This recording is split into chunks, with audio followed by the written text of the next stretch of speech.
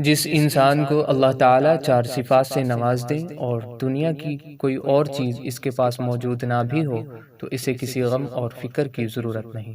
امام بخاری رحمہ اللہ نے اپنی کتاب الادب المفرد میں حضرت عبداللہ بن عمرو بن عاص رضی اللہ تعالیٰ عنہ سے ایک روایت نقل کی ہے جس میں حضرت عبداللہ بن عمرو رضی اللہ تعالیٰ عنہ امت کو چار خصلتوں کے حصول کی ترغیب دے رہے ہیں، اور احادیث کی بعض کتابوں میں اسے رسول اللہ صلی اللہ علیہ وآلہ وسلم کی حدیث کے طور پر ذکر کیا گیا ہے۔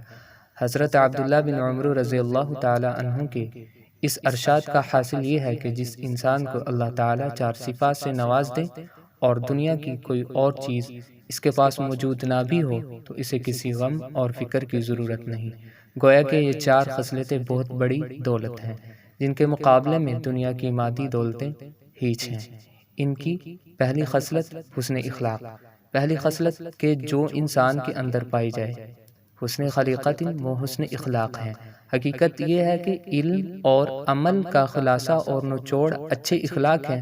ساری تعلیم، علوم و فنون میں مہارت، دنیا بھر کی ڈگریاں کسی کے پاس موجود ہوں، لیکن اگر اس کے پاس اچھے اخلاق نہیں تو گویا کہ کچھ نہیں۔ ہمارے نبی رسول اللہ صلی اللہ علیہ وآلہ وسلم نے ایک طرف احادیث میں ارشاد فرمایا ہے، مجھے معلم تعلیم دینے والا بنا کر بھیجا گیا ہے، تو ساتھ دوسری جانب آپ صلی اللہ علیہ وآلہ وسلم نے یہ بھی ارشاد فرمایا ہے کہ مجھے اس لیے بھی مبعوث بھیجا گیا ہے تاکہ اعلیٰ اخلاق کی میں تکمیل کروں۔ اور پھر رسول اللہ صلی اللہ علیہ وآلہ وسلم نے ایسے اخلاق کی تعلیم بھی دی اور عملی نمونہ پیش کیا کہ جس کا ذکر قرآن کریم میں اللہ تعالیٰ نے بلند کلمات سے فرمایا کہ آپ صلی اللہ علیہ وآلہ وسلم اخلاق کے بلند مرتبے پر فائز ہیں۔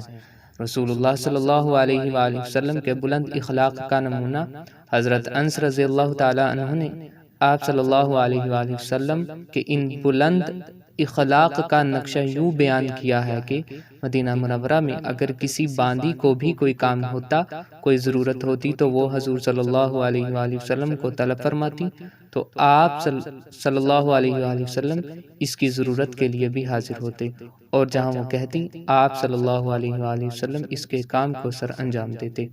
اس پہلی خصلت کا حصول بھی ہر صاحب ایمان کو کرنا چاہیے، اور حقیقت یہ ہے کہ انسان عبادات کی کمی کے باوجود حسن اخلاق کی بدولت بڑا اونچا رتبہ حاصل کر سکتا ہے۔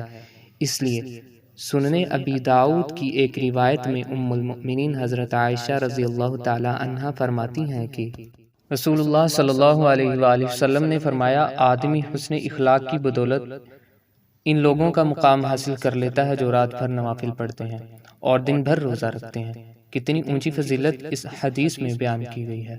حضرت معاذ رضی اللہ تعالیٰ عنہ کو آخری اور اہم نصیحت۔ حضرت معاذ بن جبل رضی اللہ تعالیٰ عنہ مشہور صحابی ہیں۔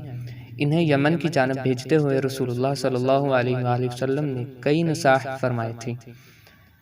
امام مالک رحمہ اللہ نے موطا امام مالک میں اس سلسلہ میں حضرت معاذ رضی اللہ تعالیٰ عنہ کا یہ قول نقل کیا ہے۔ حضرت معاذ رضی اللہ تعالیٰ عنہ فرماتے ہیں، میں نے روانہ ہونے کے لیے اپنی سواری کی رکاب میں پاؤں رکھ دیا تھا تو سرکار دو عالم صلی اللہ علیہ وآلہ وسلم نے ارشاد فرمایا، اے معاذ، لوگوں کے ساتھ اچھے اخلاق سے پیش آنا۔ دوسری خصلت پاکیزہ کھانا۔ دوسری خصلت یہ بیان فرمائی کہ کھانے میں حلال کا اہتمام کرنے والا ہو، یہ بھی بڑی اونچی خصلت ہے۔ انسان کو ہمیشہ حلال کا اہتمام کرنا چاہیے اور کسی بھی حرام کے ذریعے سے اپنے آپ کو محفوظ رکھنا چاہیے۔ حرام سے تو ایک مسلمان دور رہے، مشتبہ سے بھی اپنے آپ کو بچائے۔ حلال کمائی سے انسان نیکی کی طرف راغب ہوتا ہے، نیکی کا جذبہ اور شوق پیدا ہوتا ہے۔ اس لیے ایک روایت میں رسول اللہ صلی اللہ علیہ وآلہ وسلم نے حلال روزی کی طلب کو بھی ایک اسلامی فریضہ قرار دیا ہے۔ حضرت عائشہ رضی اللہ تعالیٰ عنہ سب سے افضل عبادت حرام سے بچنے کو قرار دیتی تھی۔ حرام کھانے کی وجہ سے انسان کی عبادات مقبول نہیں ہوتی، دعائیں رد ہو جاتی ہیں۔ احادیث میں تفصیلاً اس کا ذکر موجود ہے۔ تیسری خصلت گفتگو میں سچ اختیار کرنا۔ تیسری خصلت یہ بھی بیان کی گئی کہ جب کسی کو بات میں سچائی کی دولت نصیب ہو، یہ بھی اعلیٰ صفت ہے۔ سچائی دنیا و آخرت دونوں میں انسان کو نفع دیتی ہے، کامیابی سے ہمکنار کرتی ہے۔ رسول اللہ صلی اللہ علیہ وآلہ وسلم نے ایک حدیث میں ارشاد فرمایا ہے، سچ انسان کو نیکی اور بھلائی کی راہ دکھاتا ہے اور نیکی انسان کو جنت لے جاتی ہے۔ اور ایک روایت میں فرمایا جو اللہ اور اس کے رسول صلی اللہ علیہ وآلہ وسلم سے حقیقی محبت کرتا ہو اسے سچی بات کرنی چاہیے۔ لقمان حکیم رحمہ اللہ جن کی حکمت و دانائی کے اقوال قرآن کریم میں اللہ تعالیٰ نے ذکر فرمائے ہیں، ان سے کسی نے پوچھا کہ آپ کو یہ حکمت و دانائی کیسے حاصل ہوئی؟ انہوں نے کہا میں نے ہمیشہ دو چیزوں کا اہتمام کیا ہے، ایک یہ کہ ہمیشہ سچ بولنا اور دوسرا فضول کاموں سے اجتناب۔ ان دو اسباب سے مجھے یہ حکمت و دانائی حاصل ہوئی ہے۔ چوتھی خصلت امانت کی پاسداری۔ چوتھی خصلت جس کا اس روایت میں ذکر کیا گیا وہ یہ ہے کہ امانت کی پاسداری ہونی چاہیے۔ انسان کے پاس امانت چاہے مال کی صورت میں ہو، چاہے کلام کی صورت میں ہو، عہدہ اور منصب کی صورت میں ہو، مشورہ کی صورت میں ہو، بہر صورت امانت کا لحاظ رکھنا چاہیے، امانت کی پاسداری اور خیال رکھنا چاہیے۔ امانت کی مختلف صورتیں، اسی طرح کسی شخص کے پاس بطور عاریت کے کوئی سامان ہو، کسی نے استعمال کے لیے کوئی چیز دی ہے، یہ بھی امانت میں شامل ہے۔ راستے میں یا کسی بھی جگہ کوئی گری پڑی ہوئی چیز کسی انسان کو ملتی ہے، یہ بھی امانت ہے، اسے بھی مالک تک پہنچانے کی کوشش کی جائے۔ کسی نے مال رکھوایا اور رکھوانے والا دنیا سے چلا گیا، یہ مال بھی امانت ہے، اس مرحوم کے ورثاء تک پہنچایا جائے۔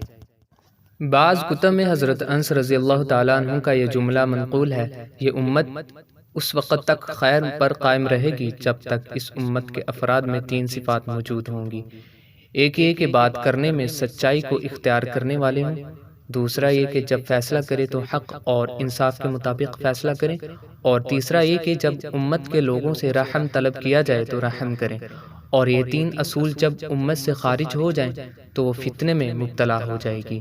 رسول اللہ صلی اللہ علیہ وآلہ وسلم کا اپنے خطبوں میں امانت کا ذکر فرمانا، حضرت انس رضی اللہ تعالیٰ عنہ ارشاد فرماتے تھے کہ اکثر و بیشتر رسول اللہ صلی اللہ علیہ وآلہ وسلم ہمیں خطبہ دیتے تو یہ ارشاد فرماتے تھے جس میں امانت داری کا وصف نہیں اس کا ایمان کامل نہیں، اور جس میں عہد و وعدہ کی پاسداری نہیں اس کا دین کامل نہیں۔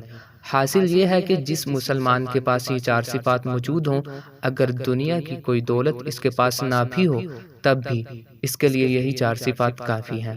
یہی چار خصلتیں سب سے بڑی دولت ہیں۔ اللہ تعالی ہمیں ان چار خصلتوں کو اپنانے کی توفیق نصیب فرمائے۔